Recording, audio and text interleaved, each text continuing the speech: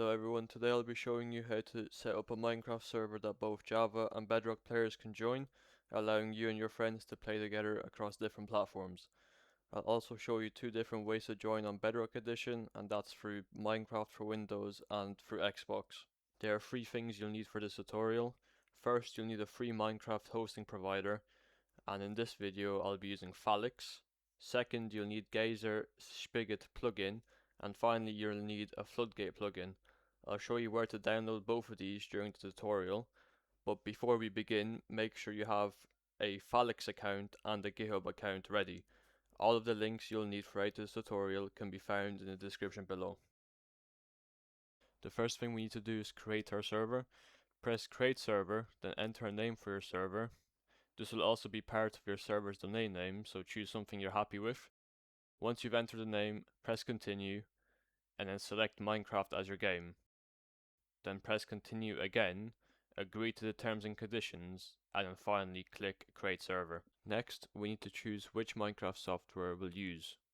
For this tutorial, I'll be using Paper, as it's one of the easiest options for setting up crossplay with plugins. Click on plugins, select Paper, and choose the latest stable version rather than a snapshot. For me, that's version 26.2. You can also edit your server world here, but we'll be uploading our own world shortly, so this doesn't matter. Once you've selected the version, wait for the setup to complete. When it's finished, start the server and let it boot up completely. You might need to watch an ad before the server starts. Once the server is fully online, stop it again. Then open the menu in the top left corner, go to File Manager and open the Plugins folder. We'll be using this in the next step.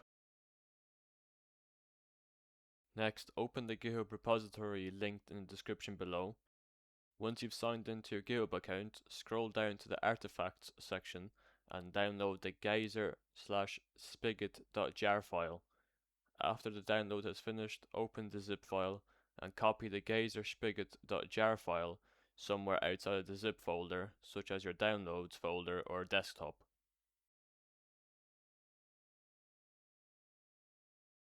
Now head over to the official Geyser MC website, which is also linked in the description, and download the Floodgate Spigot plugin. Once both files have been downloaded, drag the geyser/spigot.jar file and the floodgate/spigot.jar file into the plugins folder we opened earlier on Falix.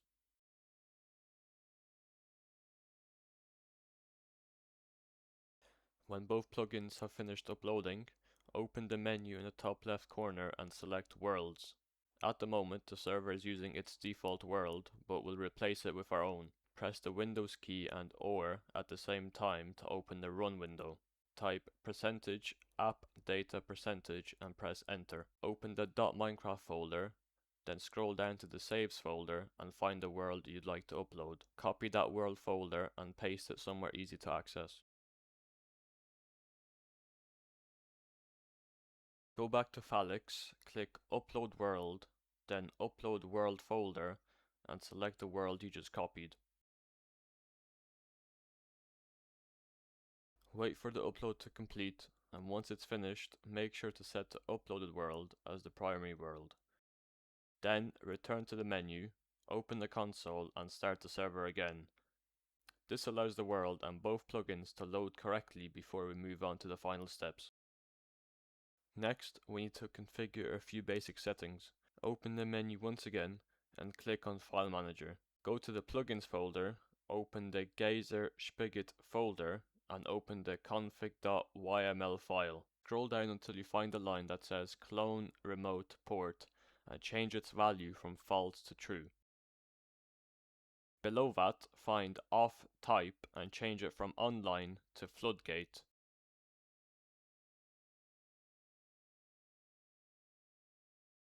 There are also plenty of other settings you can change here if you'd like, but these are the only ones we need for this tutorial. Once you're done, press save and close the file.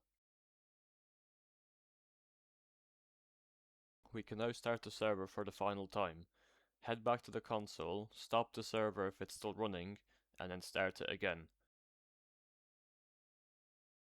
Once the server is finished booting up, open Minecraft Java Edition, go to Multiplayer and click Add Server.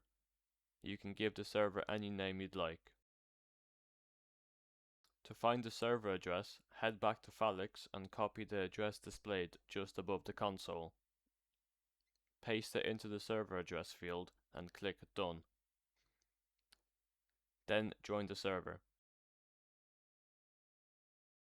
As you can see, I've successfully joined the server on Java Edition. Now I'll show you the first way to join the same server using Minecraft for Windows Bedrock Edition.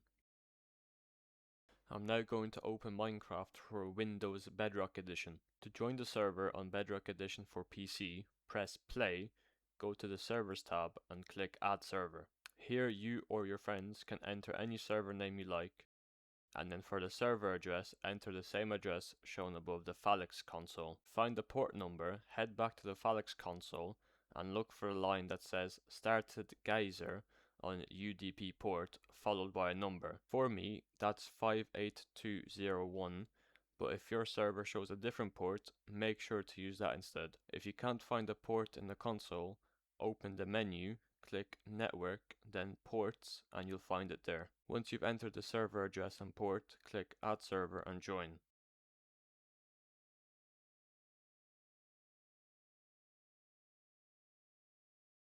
As you can see, I've successfully joined this Java server using Minecraft for Windows Bedrock Edition. Now I'll show you how to join the same server from an Xbox. First, download an app called Bedrock Together from the App Store or Google Play Store onto your phone. Once it's installed, open the app and go to the Connect section. For the IP address, enter the same server address shown above the Falix console, and for the port, enter the same port we use for Minecraft for Windows Bedrock Edition. Once you've entered those values, press Watch Add and Run. Leave the app running and open Minecraft on your Xbox. Press play and at the top of your screen you should see Bedrock Together world appear. This is the Java server you'll be connecting to. Select it and make sure the Bedrock Together app is still running on your phone. The first time you connect, it may take a while to load, so be patient. Once the world loads, you'll be connected to the same server as your Java and Bedrock friends. At this point, you can close the Bedrock Together app on your phone. Hopefully you found this tutorial helpful. If you have any questions or run into any issues, leave a comment below and I'll do my best to help. Thanks for watching.